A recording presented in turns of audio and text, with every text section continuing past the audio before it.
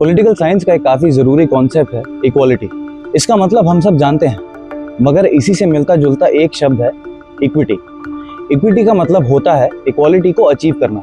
अब मान लीजिए दो लोग रेस लगाते हैं, एक इंसान वो जो ओलंपिक में दौड़ चुका है और एक इंसान वो जो कभी किसी दौड़ में गया ही नहीं। अगर ये दोनों एक ही जगह से शुरू करेंगे तो बहुत साफ है कि कौन जीतेगा। अब ये इक्वालिटी तो है, मगर ये मुकाबला कहीं से कहीं तक बराबरी का नहीं। इसका मतलब इसमें इक्विटी मिसिंग है। तो इसको बराबर करने का एक तरीका कुछ ऐसा हो सकता है कि नौसिखिया इंसान थोड़ा आगे से शुरू करे। दिखने में शायद बराबर ना लगे, मगर सही मायने में यही बराबरी का मुकाबला है और ये करके हम इक्विटी अचीव कर पाएंगे। अब इक्वालिटी और इक्विटी के बीच में ये डिसीजन लेना कि क्या करके मुकाबला बराबरी का हो सकता है, इसी को अफर्मेटिव एक्शन कहते हैं। यानी कि जो लोग या समुदाय इकोनॉमिकली या सोशली कमजोर हैं उनकी मदद करी जाए ताकि वो सोसाइटी में बराबर का ओहदा प्राप्त कर सकें और जी सकें। ये वीडियोस एक ऐसी रिपोर्ट को एक्सप्लेन करेंगी जो आज के टाइम में इंडिया की मुस्लिम कम्युनिटी के लिए अफर्मेटिव एक्शन को एनालाइज करती हैं और उस एनालिसिस के आधार पर सुधार लाने के तरीके सजेस्ट करती है।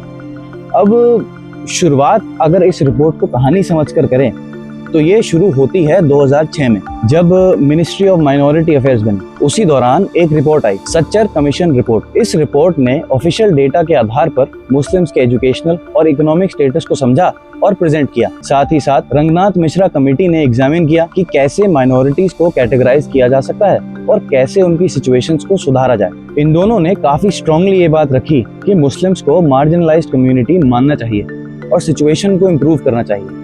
2013 में गवर्नमेंट ने पोस्ट सच्चर इवैल्यूएशन कमेटी बनाई ताकि वो इन सजेशंस और प्राइम मिनिस्टर के 15 पॉइंट प्रोग्राम को इम्प्लीमेंट कर सके। इस कमेटी ने अपनी रिपोर्ट दी 2014 में। अब 2014 में सरकार बदली और एनडीए को लीड करती बीजेपी सरकार में एक अलग अप्रोच है, सबका साथ सबका विकास।